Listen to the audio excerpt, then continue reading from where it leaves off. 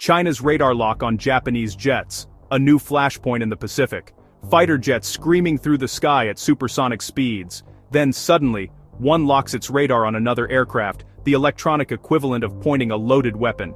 That's exactly what Japan reports China did in the Pacific on December 6, 2025.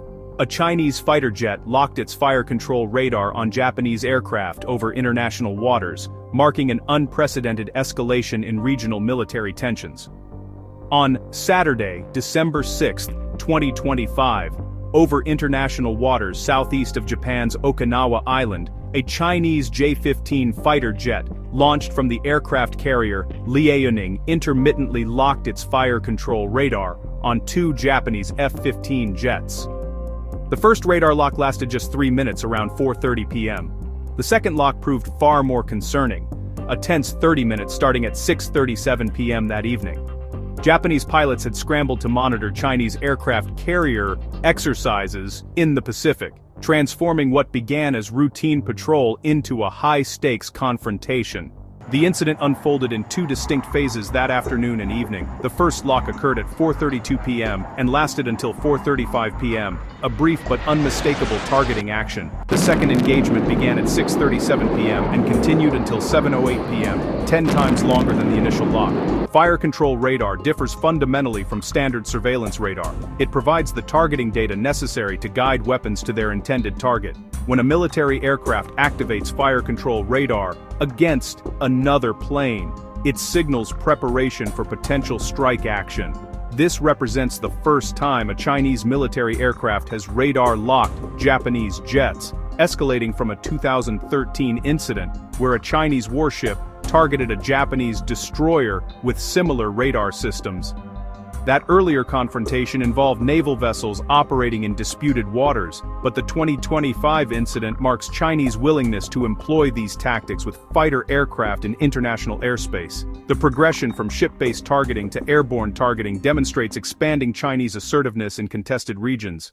Regional tensions had already intensified in recent months before this aerial confrontation. Last month, Japan's new Prime Minister Sanae Takaichi made strong public comments supporting Taiwan, drawing immediate criticism from Beijing. China views any international support for Taiwan as interference in what it considers internal affairs, and Japanese government statements on the issue carry particular weight, given historical and geographical proximity. The timing of the radar lock incident, coming shortly after these political statements, suggests possible connection between diplomatic friction and military action. Multiple territorial and strategic disputes provide ongoing context for these tensions. The East China Sea contains islands disputed between China and Japan, with both nations claiming sovereignty and conducting regular patrols. U.S.-Japan defense pacts commit American military forces to Japan's defense, potentially drawing the United States into any armed conflict. China's growing naval presence in the Pacific includes aircraft carrier operations, submarine deployments, and the construction of artificial islands with military facilities. These overlapping claims and expanding military capabilities create conditions where incidents can rapidly escalate. Japan's Defense Minister Shinjiro Koizumi responded strongly to the radar lock incident, calling it an extremely regrettable and dangerous act that exceeded safe operations. Japan lodged formal diplomatic protest with China through official channels, demanding explanation and assurances against future targeting actions. The Japanese government characterized the incident as violating international norms for military aircraft operations and creating unacceptable risk of miscalculation or accident. China's official response dismissed Japanese concerns, characterizing the incident as routine operations within normal military protocols. Chinese officials provided few details about the radar lock, declining to confirm or deny the specific targeting actions reported by Japan. This response pattern matches previous Chinese reactions to regional incidents, acknowledge minimal facts while rejecting criticism, and asserting sovereign rights to conduct military operations. Australia, a key regional ally with security interests in Pacific stability, urged both nations to stay calm amid the escalating military buildup. Australian officials recognized that conflict between China and Japan would disrupt regional security architecture, impact trade routes, and potentially require Australian involvement through alliance commitments.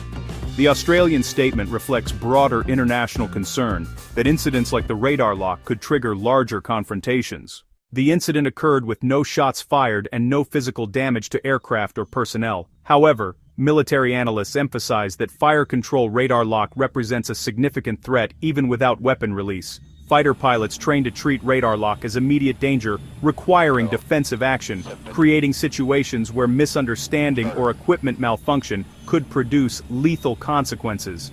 The 30-minute duration of the second lock provided ample time for either side to misinterpret intentions or respond with force. This radar targeting signals China's bolder moves in contested waters, demonstrating willingness to employ aggressive tactics against regional military forces. The incident potentially draws in the United States as Japan's treaty ally, with American forces maintaining significant presence at bases throughout Japan, including Okinawa. Any armed conflict between Chinese and Japanese forces would immediately activate US-Japan mutual defense obligations, expanding a bilateral incident into broader international crisis. Taiwan elections and ongoing military drills increase regional volatility beyond the immediate radar lock incident. China conducts regular military exercises near Taiwan, including live-fire drills and amphibious assault training that Taiwanese officials characterize as invasion rehearsal. Japanese security depends partly on Taiwan remaining outside Chinese control, as Taiwan's geography sits across critical sea lanes and near Japanese territory. These interconnected security concerns mean incidents between Chinese and Japanese forces carry implications for multiple territorial disputes. The Senkaku Islands, known as the Diaoyu Islands in China, remain a particular flashpoint in the East China Sea. Both nations claim these uninhabited islands, conducting regular Coast Guard and military patrols in surrounding waters. Chinese vessels frequently enter waters Japan claims as territorial sea around the islands, prompting Japanese responses and creating recurring confrontation scenarios. The radar lock incident occurred in the same broader maritime region where these territorial disputes play out. Okinawa hosts major U.S. military bases, including Marine Corps installations and Air Force facilities, making it central to American force projection in the Pacific. Chinese military planners understand that any conflict with Japan or Taiwan would require neutralizing or avoiding these U.S. bases, creating incentive for Chinese forces to operate in the region and test response patterns. The proximity of the radar lock incident to Okinawa demonstrates Chinese willingness to conduct aggressive actions near U.S. military concentrations. Modern warfare emphasizes that electronic targeting can prove as threatening as physical weapons. A radar ping provides the data necessary to launch missiles, calculate intercept courses, and guide weapons to target. Fighter pilots understand that fire control radar lock means an adversary has gained the information needed to destroy their aircraft. The 3-minute and 30-minute radar locks gave Chinese forces extended opportunity to practice targeting protocols against Japanese aircraft. The incident tests alliance structures throughout the Pacific region. Japan maintains security treaties with the United States, cooperation agreements with Australia, and growing defense partnerships with other nations concerned about Chinese military expansion. How these allies respond to the radar lock incident signals their willingness to support Japan in future confrontations and their interpretation of Chinese intentions in contested regions. Trade routes carrying trillions of dollars in annual commerce transit the waters where this incident occurred. Armed conflict in the Pacific would immediately disrupt global supply chains, impact energy shipments, and create economic consequences extending far beyond the immediate combatants. The radar lock incident reminds commercial interests that military tensions threaten the stable environment international trade requires. Expert analysis characterizes the incident as deeply concerning for regional stability. The progression from the 2013 ship-based radar lock to the 2025 aircraft-based targeting shows Chinese forces expanding the scenarios where they employ aggressive tactics. Each incident that occurs without significant consequences potentially encourages further escalation, creating patterns where routine operations increasingly involve targeting actions that previously would have been considered unacceptable. The first lock at 4:32 p.m. lasting until 4:35 p.m. and the second from 6:37 p.m. to 7:08 p.m. provide specific data points for analyzing Chinese tactical approach. The extended second lock suggests deliberate action rather than momentary equipment activation or pilot error. 30 minutes provides time for command authorization, continued monitoring, and sustained tactical decision-making at multiple levels of the military chain of command. Diplomacy faces pressure to prevent future incidents while managing the immediate aftermath of the radar lock. Japan seeks acknowledgement that the targeting action violated operational norms and demands assurances against repetition. China maintains that its military operations conform to international law and rejects outside criticism of its activities.